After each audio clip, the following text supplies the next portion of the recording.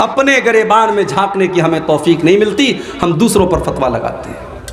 صحابہ نے کہا اے اللہ کے نبی ہمیں بتائیے ہم ان میں سے نہ ہو جائیں۔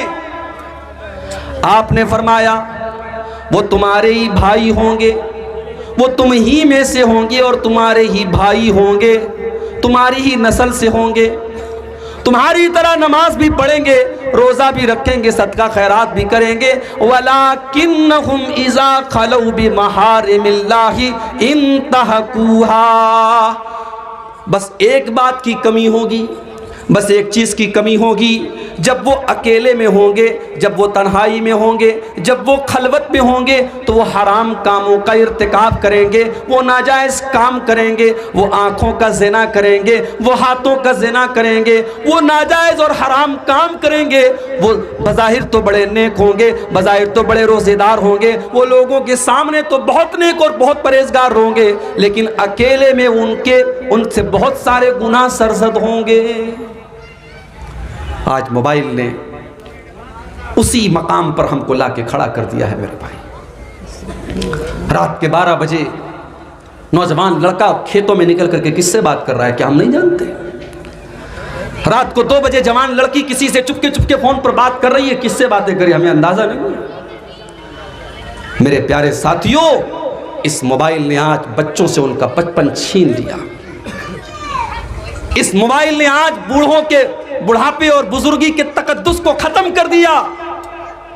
اس موبائل نے آج وہ حالات پیدا کر دیے کہ مسجد کے اندر نماز ہو رہی ہے، امام صاحب قرآن کی تلاوت کر رہے ہیں اور موبائل کی رنگ بج رہی ہے، گانا بج رہا ہے۔ کبھی کسی نے تصور نہیں کیا تھا کہ مسجد کے اندر گانا بجے گا۔ اس موبائل نے وہ حالات بھی لا کے پیدا کر دیے۔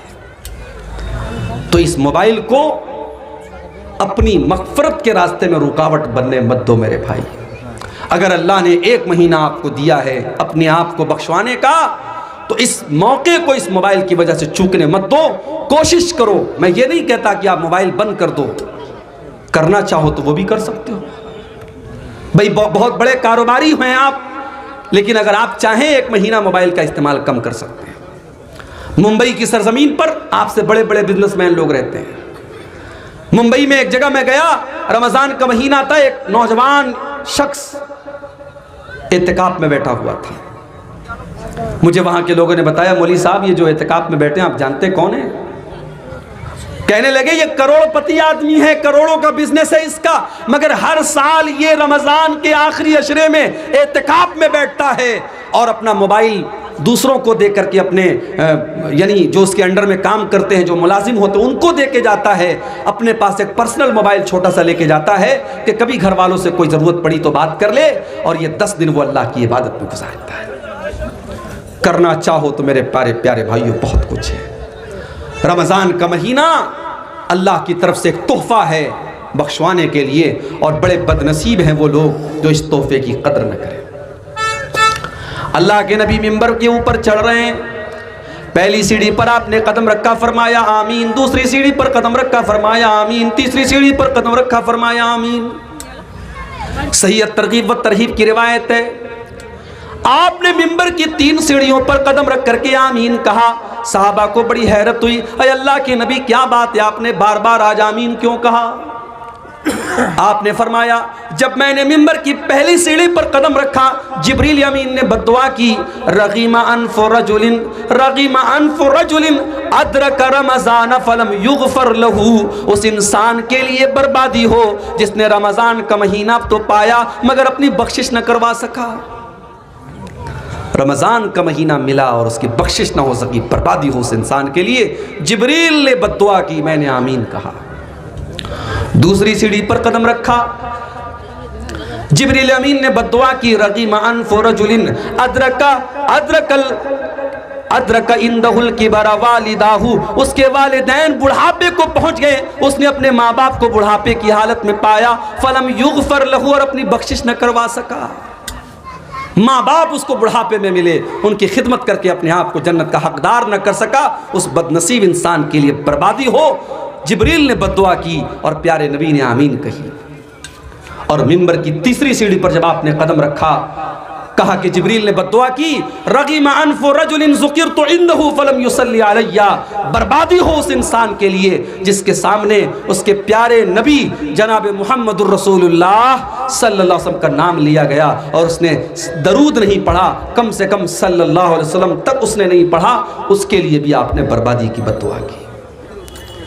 آپ کے گاؤں میں جب میں آیا، میں نے عیدگاہ کی نظر آئی، میں نے لوگوں سے پوچھا ماشاءاللہ بڑی اچھی عیدگاہ ہے، لوگوں نے بتایا عیدگاہ تو بہت اچھی ہے مولوی صاحب، لیکن ہمارے یہاں عورتوں کے لیے ارینجمنٹ نہیں ہے۔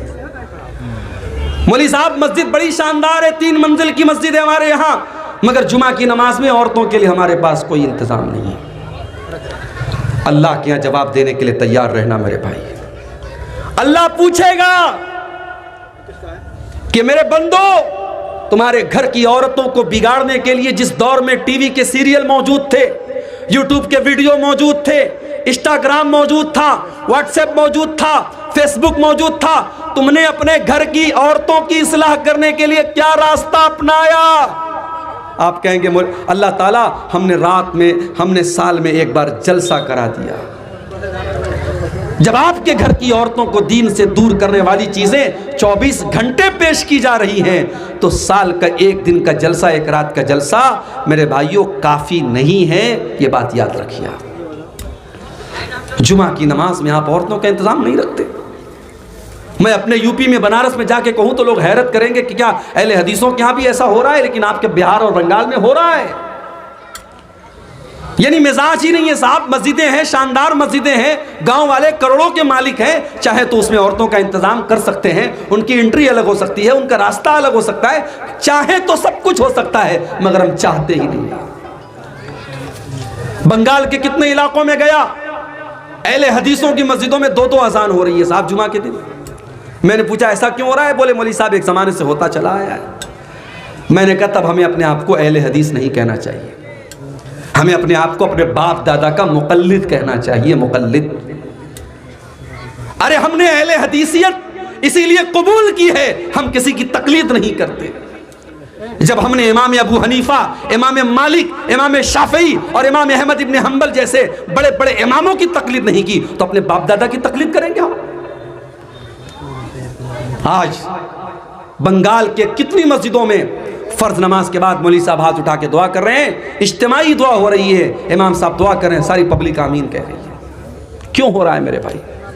یہ تقلیدی ذہن کیوں ہے آپ کے ہاں؟ رمضان کا مہینہ آ رہا ہے، کم سے کم آپ اپنی مسجدوں میں عورتوں کے لیے انتظام کراؤ میرے بھائی۔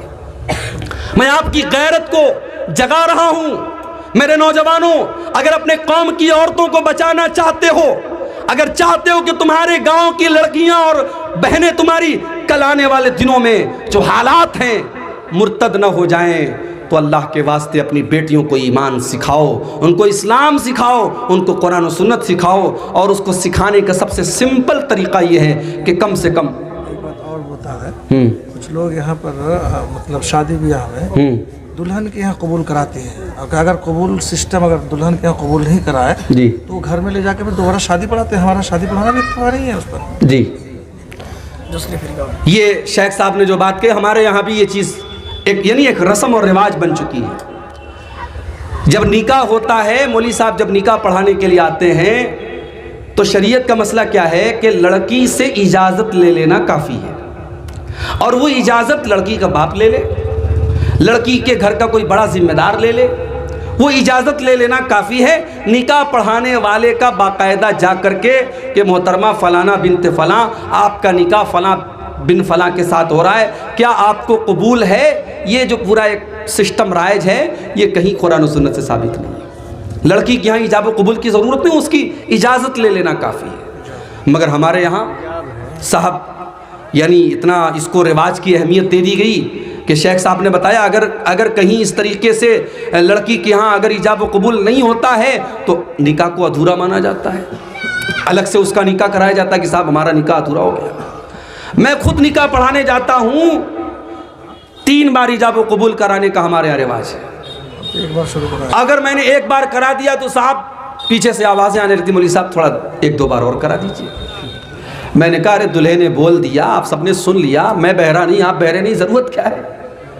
لیکن رواج ہے، ہم نے رواجوں کو اپنی گردن پہ ٹانگ کے رکھا اس میں کہا ہے کہ چیز اپنانے کے لیے ایک بار ہی کافی ہے، لیکن توڑنے کے لیے 3 بار کرنی پڑتی ہے. جی. تو رسم و رواج جو آپ نے لاد کے رکھے ہیں ان کو ہٹائیے میرے بھائی. آج یو پی کے غازی پور کے علاقے میں گاؤں ہے 12 گاؤں، کبھی آپ کو موقع ملے تو ضرور جائیے گا. پورا گاؤں اہل حدیث کا گاؤں ہے، پورا گاؤں پڑھے لکھوں کا گاؤں ہے. پولیس میں اور آرمی کی سروس میں وہاں 70% لوگ آپ کو مل جائیں گے، پڑھے لکھے لوگوں کا گاؤں ہے.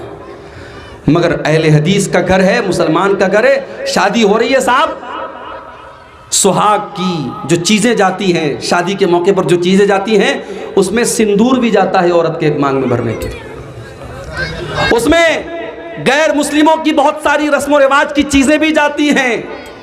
دلہن جب گھر میں آتی ہے پہلی بار تو کوئی چھوٹا سا بچہ اس کی گود میں دیا جاتا ہے کہ صاحب یہ بچے کو گود لے لے گی تو اس کی بھی گود بھرائی ہوگی، اس کو بھی اللہ تعالیٰ آگے چل کے بیٹا دے گا. منگل سوتر بھی بھیجتے ہیں، منگل سوتر بھیجا جاتا ہے، اس کو بھی سہاگ کی ایک نشانی مانا جاتا ہے. اسلام کے اندر سہاگ کی کوئی نشانی نہیں. معاف کیجیے، شادی شدہ عورت کے لیے اس کے بدن میں کوئی نشانی نہیں ہے کہ اسلام نے کہا کہ ہاں یہ شادی شدہ ہونے کی عورت کی علامت ہے. ہاں بس ایک پہچان ہے کہ جو شادی شدہ عورت رہے گی وہ اپنے شوہر کے لیے سجے گی سنورے گی، اس کو اس کے سجنے سنورنے کا حکم دیا گیا.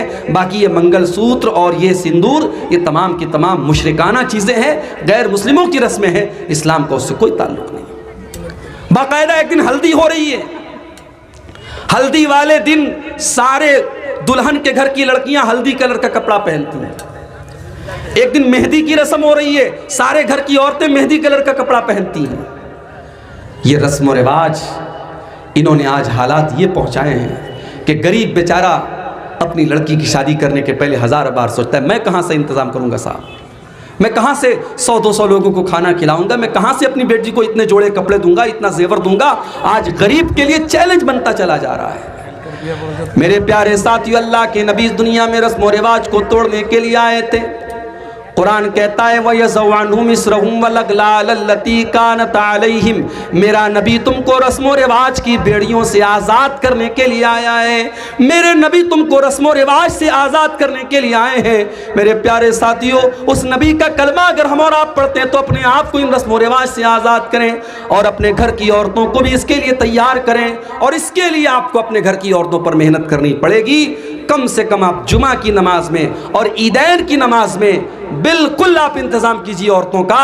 اور ہمارے شمیم بھائی ہیں اور ہمارے گاؤں کی اور سارے لوگ جن کو بھی اللہ نے نوازا ہے، میں سب سے گزارش کروں گا کہ اس سال آنے والی عید پر میں فون کر کے پوچھوں گا کہ آپ کے گاؤں کی عیدگاہ میں عورتوں کا انتظام ہوا کہ نہیں ہوا. اور میں اس امید کے ساتھ یہاں سے جاؤں گا کہ انشاءاللہ آپ اس کا انتظام کریں گے انشاءاللہ. میرے بھائیوں، رمضان کا مہینہ جس طریقے سے آپ کے لیے تحفہ ہے، عورتوں کے لیے بھی تحفہ ہے. ہمارے یہاں کیا ہوتا ہے صاحب، رمضان کا مہینہ آیا، ہم نے عورتوں کو کچن میں جھونک دیا. تجھے یہ بنانا ہے، تجھے وہ بنانا ہے، تجھے وہ بنانا ہے. جو آئٹم سال کے 11 مہینے نہیں کھائے جاتے وہ رمضان میں کھائے جاتے ہیں. اور بڑے فخر سے لوگ کہتے ہیں مولوی صاحب میری بیوی تو یہ بنا کے کھلاتی ہے، یہ بنا کے کھلاتی ہے. ارے اللہ کے بندے، یہ ایک مہینہ کھانے پینے کا مہینہ نہیں ہے، یہ ایک مہینہ عبادت کا مہینہ ہے. اپنے گھر کی عورتوں کو بھی آپ موقع دیجئے. رمضان کا جب آخری عشرہ آتا تھا، جب آخری 10 دن آتے تھے، اما عائشہ فرماتی ہیں اللہ کے پیارے نبی رات رات بھر جاگتے تھے، اپنے گھر والوں کو جگاتے تھے، اپنی بیویوں کو جگاتے تھے اور اپنی کمر کس لیتے تھے، اپنے گھر والوں سے الگ رہتے تھے اور آخری 10 دن عبادت میں گزارا کرتے تھے. تو عورتوں کو بھی آپ شامل کیجئے اور ہو سکے تو سوشل میڈیا سے دور رہیے اور قرآن کو وقت دیجئے. میرے بھائی، اللہ نے سال کے 12 مہینوں میں قرآن کو نازل کرنے کے لیے رمضان کو کیوں چنا؟ شہر رمضان الذی انزل فیہ القرآن، رمضان کا مہینہ وہ ہے جس میں قرآن کو اتارا گیا. ھدی للناس، یہ قرآن ساری مانوتا کو راستہ دکھاتا ہے. بینات من الہدی والفرقان، اس قرآن کے اندر ایسی آیتیں ہیں جو حق اور باطل کو کھول کھول کے بیان کرتی ہیں. ہم نے رمضان کو تبرک کی کتاب بنا لیا، ہم نے قرآن کو پڑھ کر کے دم کرنے کی کتاب بنا لیا. قرآن تو دل کی بیماریوں کے لیے شفا ہے، قرآن تو ہدایت کی کتاب ہے. کم سے کم رمضان میں آپ اس قرآن پر غور کیجئے میرے بھائیوں، اس قرآن کو پڑھ کر کے سمجھ کر کے پڑھنے کی کوشش کیجئے. اور ایک بات یاد رکھیے، جب آپ قرآن کی تلاوت کریں گے اس کی خیر و برکت آپ اپنے جسم کے اوپر بھی محسوس کریں گے، اپنے مزاج کے اوپر بھی محسوس کریں گے۔ عبداللہ بن عباس رضی اللہ تعالیٰ عنہ فرماتے ہیں جب اللہ کے پیارے نبی رمضان کا مہینہ آتا تھا، حضرت جبریل علیہ السلام کو قرآن پڑھ پڑھ کے سنایا کرتے تھے، اور جب قرآن پڑھ پڑھ کے آپ سنایا کرتے تھے تو اس کا اثر یہ ہوتا تھا کان اجود من الریح المرسلہ، اللہ کے پیارے نبی تیز چلنے والی آندھی سے زیادہ آپ کی سخاوت اور فیاضی کا عالم ہوتا تھا۔ ایک تیز چلنے والی آندھی سے بھی زیادہ اللہ کے پیارے نبی کی سخاوت ہوتی تھی۔ تو آپ قرآن کی تلاوت کو آپ آنے والے رمضان میں معمول بنائیے۔ اپنے نوجوانوں سے ایک بات کہنا چاہوں گا، رمضان کے مہینے میں آپ نے دیکھا ہوگا کہ بہت سارے نوجوان دن میں تو ماشاءاللہ روزہ رکھتے ہیں، رات میں بیٹھ کر کے موبائل پر الٹی سیدھی چیزیں دیکھتے ہیں۔ رمضان کا دن جیسے برکت والا دن ہے ویسے رات اس کی برکت والی ہے۔ اگر آپ رمضان کے دن میں اپنے آپ کو گناہوں سے بچا کے رکھتے ہیں میرے بھائیوں، تو رمضان کی راتوں کو بھی اپنے آپ کو گناہوں سے بچا کے چلیے۔ ارے ہم اور آپ خوش نصیب ہیں، ہمیں رمضان ملا ہے۔ جو لوگ ہم سے پہلے دنیا سے چلے گئے، اللہ نے ہم کو اور آپ کو ایک موقع دیا ہے کہ ہمیں اللہ نے ایک اور رمضان دیا ہے۔ نبی اکرم کا دور ہے، حضرت طلحہ رضی اللہ تعالیٰ عنہ فرماتے ہیں نبی اکرم کے دور میں دو لوگ تھے، دونوں ساتھ میں اسلام لائے، اور یہی واقعہ سنا کر کے بات ختم کروں گا کیونکہ مجھے بھی فوراً کٹیہار نکلنا ہے۔ دو بھائی تھے نبی کے دور میں، دونوں بھائیوں نے ساتھ میں اسلام قبول کیا، لیکن ایک بھائی دین کے معاملے میں زیادہ ایکٹیو تھا اور دوسرا اس کے مقابلے میں تھوڑا کم ایکٹیو تھا۔ ایک زیادہ محنتی تھا، ایک کم محنتی تھا، دونوں نے ساتھ میں اسلام قبول کیا تھا۔ حضرت طلحہ کہتے ہیں کہ ایک بھائی کا اللہ کی راہ میں شہادت ہو گئی، شہید ہو گیا، وہ جنگ کرتے ہوئے شہید ہو گیا۔ دوسرا بھائی اس کے 1 سال کے بعد اپنی نارمل موت کے ذریعے اس کا انتقال ہوا، نارمل اس کی ڈیتھ ہوئی، طبعی موت وہ مرا۔ ایک اللہ کی راہ میں شہید ہو رہا ہے جو محنتی تھا، جو تھوڑا کم محنتی تھا، وہ 1 سال کے بعد اپنی نارمل موت کے ذریعے اس کا انتقال ہوتا ہے۔ بڑے غور سے سنیے گا، اس واقعے کے ذریعے میں یہ ثابت کروں گا کہ ہم اور آپ خوش نصیب ہے کہ ہمیں ایک اور رمضان ملا ہے۔ جب دونوں لوگوں کا انتقال ہو گیا، حضرت طلحہ رضی اللہ تعالیٰ عنہ فرماتے ہیں کہ میں نے خواب دیکھا، خواب میں میں نے دیکھا کہ جنت سے ایک فرشتہ نکلا اور اس نے ان دونوں بھائیوں میں سے جس بھائی کا انتقال بعد میں ہوا تھا اس کو پہلے وہ جنت میں لے کے گیا، اس کے بعد وہ پھر واپس آیا، اور جس کا انتقال پہلے ہوا تھا، جو دین کے معاملے میں محنتی تھا، جو اللہ کی راہ میں شہید ہوا تھا، اس کو وہ بعد میں جنت میں لے کے گیا، اور پھر وہ فرشتہ میرے پاس آیا اور مجھ سے کہا کہ تیرے ابھی جنت میں جانے کا ٹائم نہیں آیا ہے۔ اس کے بعد حضرت طلحہ کہتے میری نیند کھل گئی۔ اب جب میں نے اپنا یہ خواب صحابہ کے سامنے بیان کیا تو صحابہ کو بڑی حیرت ہوئی کہ ایسا کیسے ہو سکتا ہے؟ اللہ کی راہ میں شہید ہونے والا اور اللہ کے دین کے لیے زیادہ محنت کرنے والا انسان بعد میں جنت میں جا رہا ہے، اور جو اس کے مقابلے میں کم محنت کرتا تھا اور جس کا انتقال بھی نارمل طریقے سے ہوا ہے وہ پہلے جنت میں جا رہا ہے۔ یہ بات صحابہ نے کہا ہم کو سمجھ میں نہیں آ رہی ہے۔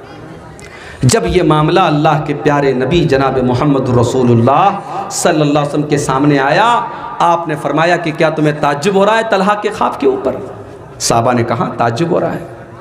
آپ نے فرمایا جس کا انتقال 1 سال بعد ہوا تھا، الیس قد صلی فی السنۃ کذا و کذا، کیا اس کے نام اعمال میں 1 سال کی نمازیں اور زیادہ نہیں بڑھ گئیں؟ ہاں اللہ کے نبی بات تو صحیح ہے، 1 سال بعد اگر اس کا انتقال ہوا ہے تو 1 سال کی نمازیں اس کے نام اعمال میں اور لکھ دی گئیں۔ آپ نے فرمایا الیس قد ادرک رمضان، کیا اس کو جس کا انتقال 1 سال بعد میں ہوا ہے، کیا اس کی زندگی میں 1 رمضان کا مہینہ اور نہیں مل گیا؟ ہاں 1 رمضان کا مہینہ اور مل گیا۔ کیا اس نے 1 رمضان کے مہینے کے روزے نہیں رکھے؟